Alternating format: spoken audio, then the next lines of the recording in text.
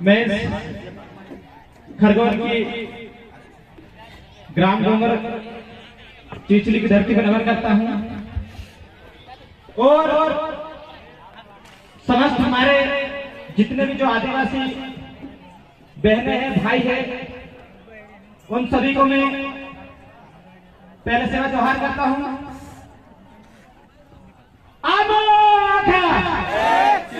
मेरे को तो नहीं लगे कि आधे लोग पीछे घूम रहे हैं, आधे लोग इधर बैठे हैं, आधे लोग इधर खड़े हैं। मेरी वाणी को आगे बढ़ा इससे पहले मैं सभी युवा साथों से निवेदन करना चाहूंगा जितने भी आइट साइड लोग खड़े हैं, क्योंकि पीछे रहने वाले लोगों से मुझे बड़ी तकलीफ है। आप लोगों के पीछे रहने के चक्कर में जंगल जाने वाला है थोड़ा दिन में।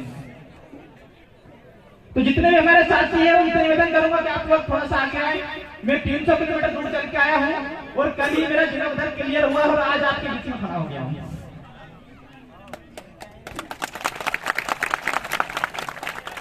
साथियों, हम लोग आज विश्व आदिवासी दिवस मना रहे हैं। आखिर हमको विश्व आदिवासी दिवस मनाने की आवश्यकता क्यों पड़ी? आखिर संयुक्त राष्ट्र संघ को ऐसा क्या लगा कि आदिवासियों के एक मंच में लेके आए? शायद मेरी बात को आधे से लोग कान में इस कान में निकाल रहे हैं, इस कान में डाल रहे हैं। मेरी बातों को कोई ध्यान नहीं दे रहे, मेरा बोलने का कोई मतलब नहीं।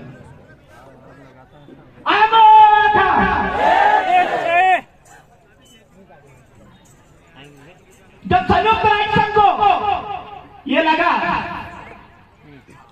कि जो आदिवासियों ने आजादी से पहले तीर गांधी से अंग्रेजों को 4-4 किलोमीटर दौड़ाने का काम किया, कहीं ना कहीं आदिवासी गुलामी की जिंदगी जी रहे।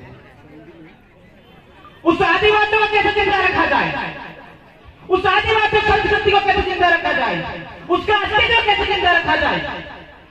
इसलिए सन 1982 में संयुक्त राष्ट्र संघ की एक बैठक हुई।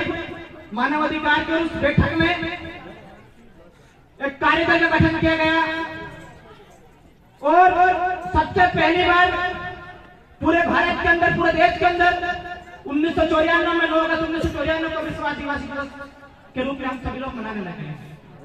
विश्व आदिवासी दिवस बनाने का एक ही कारण था, और जो लोग विश्व आदिवासी दिवस का विरोध कर रहे हैं, जो गुलामी कर रहे हैं, चाहे भाजपा के हो, चाहे आरएसएस को, चाहे जनजाति संगठन को, चाहे वनवासी के लोग, जो लोग गुलामी कर रहे हैं, जिन लोगों ने गुलामी कर रहे हैं, उन लोगों ने संयुक्त राष्ट्र संघ में जाके बोला था कि भारत के अंदर आदिवासी नहीं रहता। आप जिंदा हो कि नहीं हो ये बता दें। जिंदा थे तो हमको मारने वाला है बीजेपी कांग्रेस के लोग कौन हो गए? नहीं, पंडित जवाहरलाल नेहरू ने संयुक्त राष्ट्र संघ में जाके बोला कि भारत के अंदर आदिवासी रह रहे हैं। इनको बता को कि भारत के अंदर 10-12 करोड़ आदिवासी रहता है और हम इस देश के मूल मालिक है और ये जंगल हमारे हैं, ये धरती हमारी है, हम इस देश के मालिक है। तुम घुसपैठिए साले, तुम बाहर के लोग हो, हमको सिखा रहे हो। हम सब कर रहे हैं। इसका यह मतलब नहीं है कि हम लोग हमारा इतिहास भूल गए। एक घंटे मौला का नाम सुनकर सैकड़ों अंग्रेज थर-थर कांपने लगते थे।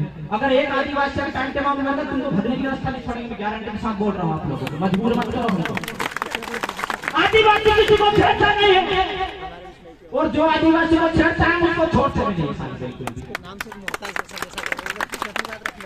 आप लोगों को गुलाम बनाया जा रहा है और आप लोग फलाना, सुबह भाई ने बोला था, आप फलाना की जयकारा लगा रहे, ठिकाने की जयकारा लगा। मैं पूछना चाहता हूं उन लोगों से, मेरा सवाल है उन लोगों से कि जब आदिवासियों पर अत्याचार होता है, जब कन्हैया भाई भील जैसे व्यक्ति को पिकअप से घसीट के मारा जाता है, नेमावर के अंदर 5-5 बहनों को जमीन के अंदर गाड़ा जाता है, भाई को गाड़ा जाता है, सिवनी के अंदर मारा जाता है, आप कौन सी गुफा में चूड़ी पहन कर बैठ जाते हुए? जब तो एक आदिवासी लड़ने नहीं आता, जब बात आती है पार्टियों की तो हमारे सामने आ जाते हैं, ये पार्टी हमारा भला करेगी, ये पार्टी हमारा ठिकाना करेगी। इस देश के अंदर 50 साल तक कांग्रेस ने राज किया, तो पैसा एक 5 हथियार उससे लागू हुई क्या? हुई क्या? आप जाके बोल रहे हैं कि हम लागू करेंगे। जब तुम्हारी सरकार थी तब तो आपने कुछ नहीं किया, अब क्या करोगे? कुछ लोग हमारे बीजेपी में जाके आरएसएस में जाके गुलामी कर रहे हैं, वो जय श्री राम के नारे लगा रहे हैं, जय जोहार के नारे लगाने में उनको तकलीफ, कुछ दिन पहले तक तो जय जोहार के नारे से तकलीफ। उनको बताना चाहता हूँ कि भारत में सबसे सर्वोच्च बेटी महिला राष्ट्रपति में आज जय जोहार का नारा, तो जय कारा लगा रहे, तुम्हारी कोई औकात नहीं है। जरा बताओ, जिस दिन आदिवासी खत्म हो गई, जिस दिन आरक्षण खत्म हो गया, जितने भी विधायक मंत्री बन के बैठे ना आदिवासियों की बदौलत, तुम्हारी औकात नहीं है कि तुम सरपंच बन के दिखा दो गारंटी के साथ।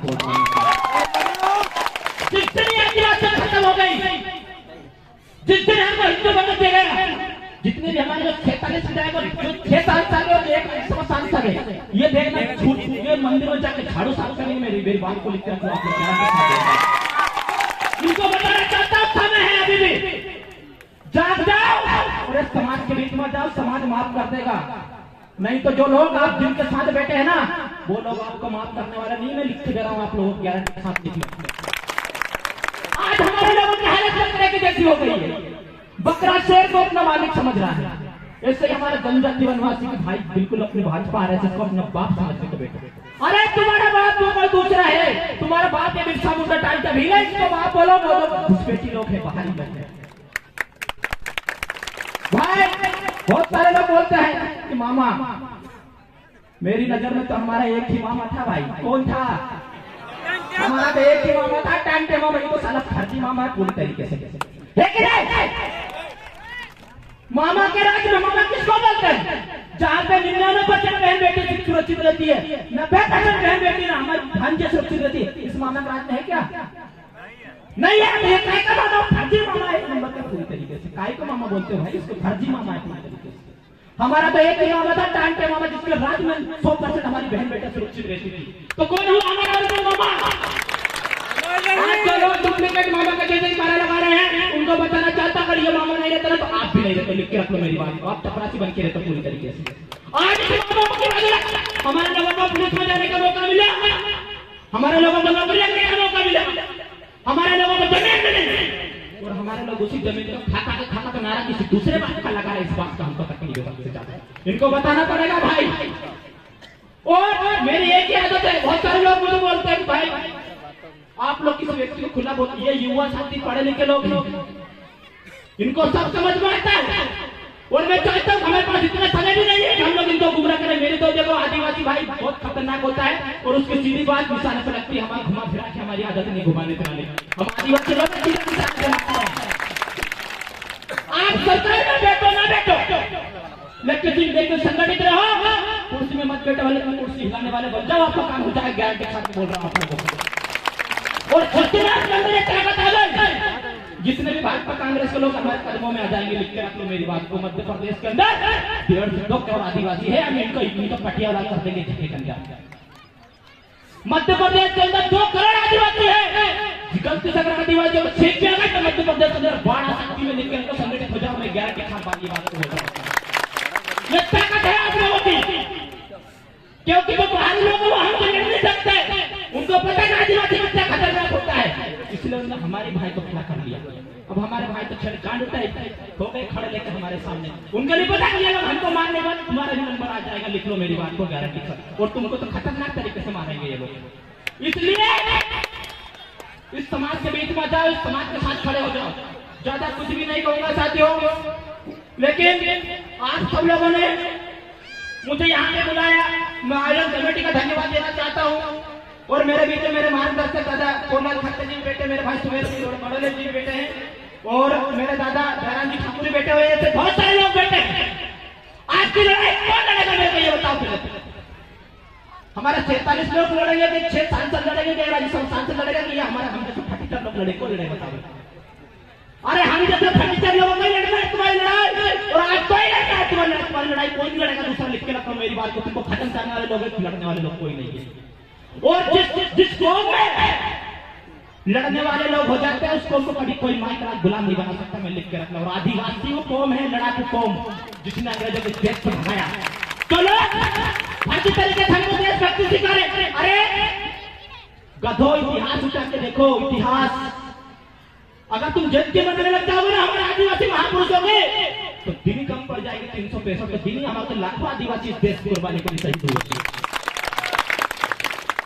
हमको फर्जी तरीके से राजनीति सिखा रहे हैं। जिन आदिवासियों ने खेत तैयारी के लिए 75% लड़ाई लड़ी, गोरे अंग्रेजों को भगा दिया। तो मैं काले अंग्रेजों से कहना चाहता हूँ, आपकी कोई गति नहीं, हम लोगों ने गोरे अंग्रेजों को भगा, तुम्हारी कोई गति नहीं, इसलिए समय लगता आदिवासी पास पेशा करना बंद कर दो, हमारे आदिवासी भाइयों पर जमीन छीनना बंद कर दो, हमारी बहनों पर अत्याचार करना बंद कर दो, नहीं तो हमारे बहनें और हम सभी युवा साथियों को टाइम पे मामा बनने में टाइम नहीं लगेगा। पूरी तरीके से मैं गारंटी के साथ बोल रहा हूँ। और जिस दिन हमने टाइम पे मामा बन लिए, एक टाइम पे मामा ने पूरी अंग्रेज हुकूमत की ऐसी की तेजी करके रखी थी। अगर हम हजार खड़े हो गए तो क्या होगा, जरा कल्पना करो आप लोग।